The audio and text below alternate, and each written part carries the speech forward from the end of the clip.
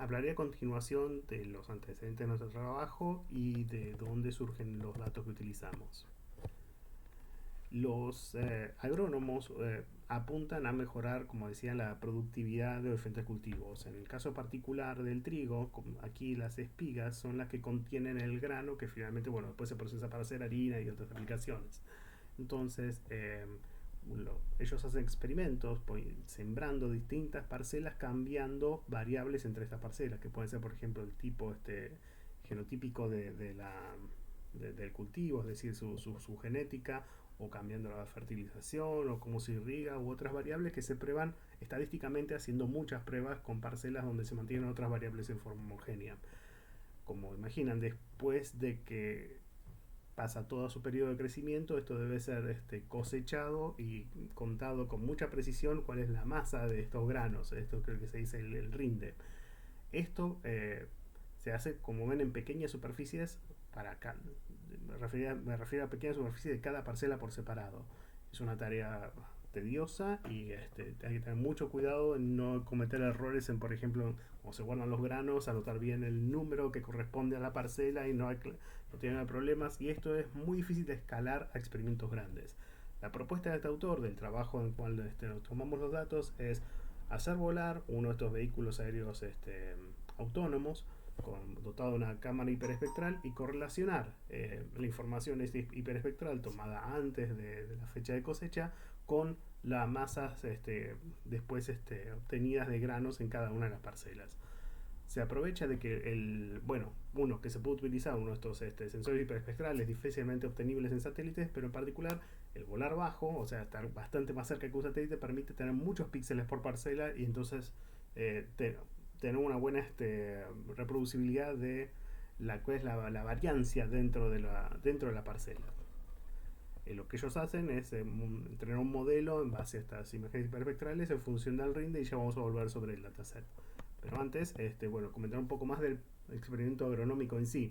Ellos sembraron 3 parcelas, dos en un año, o mejor dicho, 2 experimentos. Cada uno de estos cuadraditos es una parcela por separado, ¿sí? Con mucha parcela cada uno de 2,4 metros cuadrados, ¿sí? Y efectivamente, bueno, lo que quieren ver son capaces, digamos, de ver estas variaciones entre parcelas, ¿sí? Porque ellos pusieron diferentes genotipos entre las distintas parcelas, pero además con la cantidad de píxeles que tenemos dentro de cada parcela, vieron también la capacidad de ver variaciones intraparcela. ¿Sí? La distribución de rindes en el suelo no siempre es homogénea, algunos suelos están más altos que otros, entonces algunos concentran más humedad que otros, y bueno, esas cosas son posibles de analizar inclusive dentro de cada una de estas pequeñas parcelitas experimentales. El conjunto de datos entonces que generaron fueron unas imágenes hiperespectrales de cada una de estas parcelas de este tamaño de píxeles, tomadas 15 días antes de la cosecha, y una vez que se hizo la cosecha, bueno, tenemos la columna de datos del rinde que ellos obtuvieron. Pasamos a hablar un poco de las imágenes, ¿sí? Se obtuvieron con esta cámara comercial que ve todo el espectro visible y un poco del infrarrojo cercano. Se dividen en forma homogénea esas bandas con un ancho de 2 nanómetros, lo que da una cantidad de 240 bandas. De estas no se conservan todas. Los investigadores quitaron las bandas, las mismas que afectan a los sensores multiespectrales o satélites. Las que están afectadas por la absorción atmosférica de las moléculas de oxígeno y de agua, para tratar de ver si podían hacer algunas correlaciones. Como decíamos, tenemos una buena resolución espacial por volar relativamente bajo, lo cual nos da una buena cantidad de píxeles.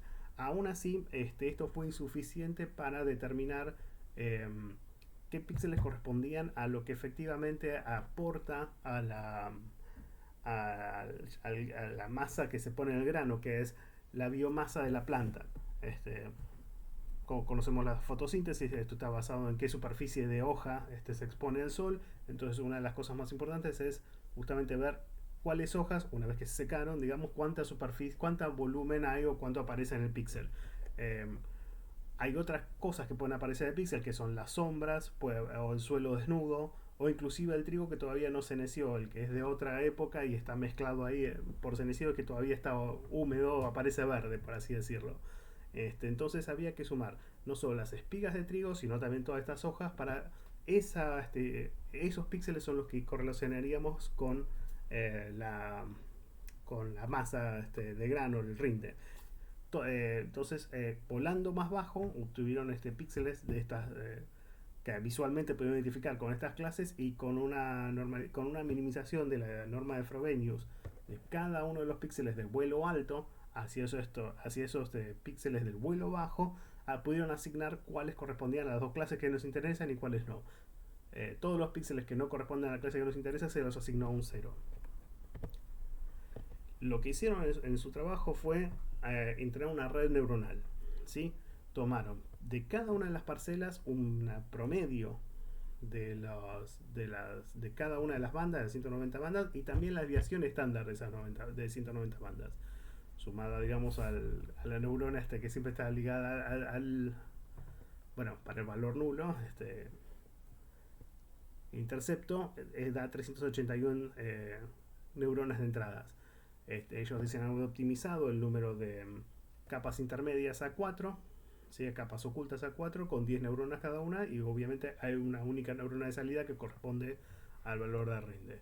Esta es la función de activación, la típica ReLU, ¿sí? Y el resultado que obtuvieron, medido con una métrica de cuál fue el error cuadrático medio en el rinde, lo normalizan con el promedio, con el rinde promedio tuvieron un 0,14 en todo el conjunto de datos, es decir, las siembras del 2017 y el experimento restante de 2018.